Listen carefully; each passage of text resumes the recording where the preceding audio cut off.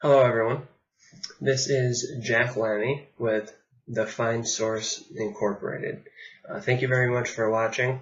If you received a phone call or some other communication from me, it's duly important to me that you are here. It shows that my work is paying off. So this is just a quick introduction to the Find Source master file. It's a two-dimensional image. It's a traditional painting. It's going to become a digital painting, kind of like mixed media. It's also going to become, in partial thanks to the new intern that is most likely going to be joining the team, a 3D animation project. So it's very exciting. This project proposal is to inform you about all the different details that go into the creation, so that hopefully you would be able to help me in some way. We survive off of donations, so please enjoy taking a look over the project. Contact me, Jackson Lamy, at yahoo.com, or give me a call, 585-642-5052. I'd be greatly appreciated. Thank you much, and hope you enjoy. Okay, so I will get started with this quick tour of the project, starting with the concept image for the main centerpiece. As you can see here, it's quite a complex painting. It's called The Adoration of the Magi. Finished it in 2007 when I was roughly 20 or 21 years old. I wanted to make the picture better, so I split it into 6 sections and doubled the size of the image from 8 feet to 17 feet by 7 feet. And I repainted the lower right-hand sixth. As you can see here, the picture looked a lot more advanced after I finished that section. As you can see here, this is how that 1/6 fit into the grand scheme of the whole painting. There was still a lot more to do. The picture is going to be very hard to finish, especially since I want to make it 3D. Also, I want to paint what the back of the building might look like. And this is a very rudimentary painting on 8x11 paper. Unfinished, but still gives you an idea of the sort of cavernous landscape that I'm looking for. After I got this concept image finished, I thought to myself, what would the whole surrounding area look like? As you can see here, there's another rudimentary oil sketch of what my thoughts are for the whole surrounding area. If you zoom in, I actually zoomed in, printed out a larger picture of the focal point. As you can see here, another sketch of what the rear of the building may look like. It's going to change over time. There's a complex series of paths and rivers, streams, etc. That again needs a lot more work. So I also illustrated how individual places would look on the grounds of the building. As you can see here, it's a series of unfinished sketches. Once I have more time and more help from artists, it will be a lot easier to complete all of these. So I also focused on individual pieces within the picture. As you can see here, there are groups standing in the foreground of the roughly 3 foot by 4 foot section or 5 foot section that I was working on, and I actually repainted these with much more detail and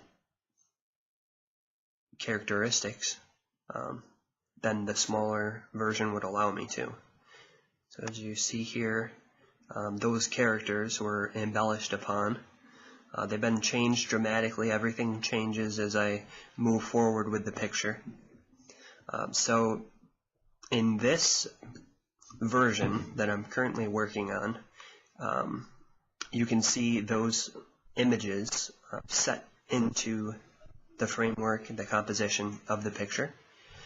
You can see almost the entire viewing area in this picture of what I have attended to thus far in the picture in its current phase. Towards the top of the area you can view portions of the underlying print, which is my original concept of the picture from 2007. All work has been done by hand, aside from alteration of basic lighting and saturation levels, which was done to enhance the picture beyond the scope of what my non-museum quality camera is capable. So as you can see, I put a lot of detail into it. The entire picture is made up of roughly 9.5 by 7.5 inch sheets of note card stock, which have been adhered to magnetic sheets and secured to a 10-foot by 4-foot board. The board has been painted with heavy magnetic primer, allowing the picture to be disassembled and reassembled according to which part I would like to work on. As the paint builds up over time, I will simply scan whichever sheet I need and print it out to look exactly as it did painted, but without the excess roughness and wear, which will allow me to continue working on it indefinitely. One of these tiles of paper has been treated with the technique. The paint got caked up on it. I scanned it, I printed it out, and the technique, the results were well suited to what I was trying to accomplish. So there are complex chambers in the conception of this area beneath the floor of the structure, which enable the assembly of tunnel shafts, which allow roller coasters to provide tours of the grounds. In this image you can see a train of children, allowing them to witness the wide variety of aesthetic features, including massive playgrounds and other various amenities for children. In the lower left of the image, you can see what looks to be a yellow light. This is actually an elemental phase of a type of statuesque monument which rotates at variable speeds with many ribbons of levitating magnetic elements and other multimedia components.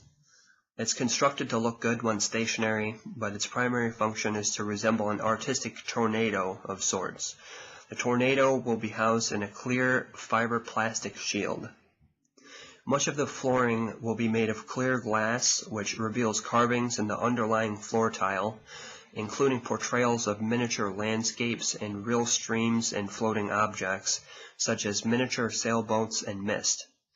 Many tiles will in fact be windows into artistic arrangements and exhibitions.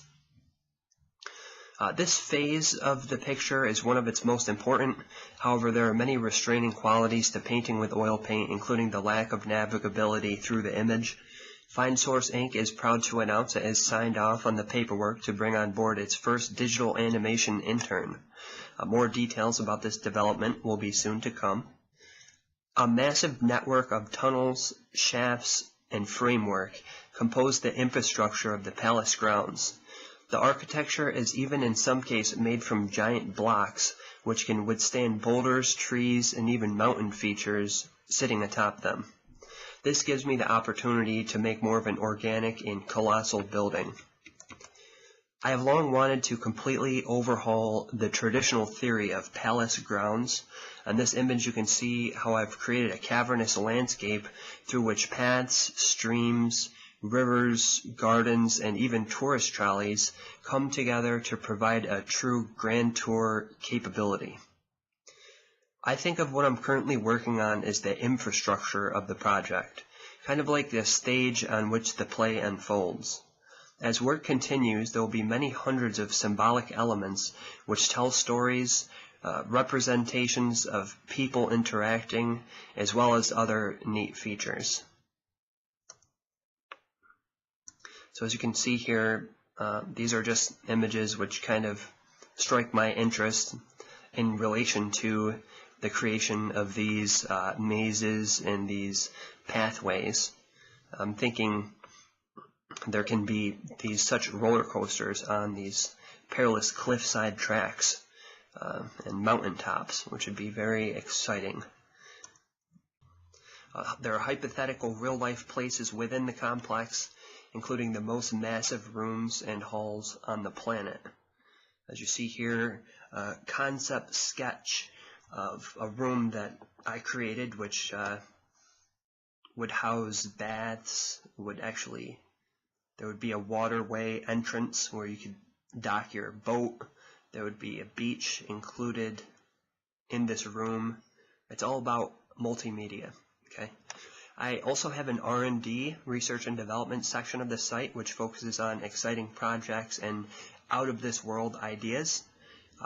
The projects include race cars suspended by bungee cords on perilous cliffside tracks, magnetically designed chambers enabling you to fly through them, in specially designed galleries.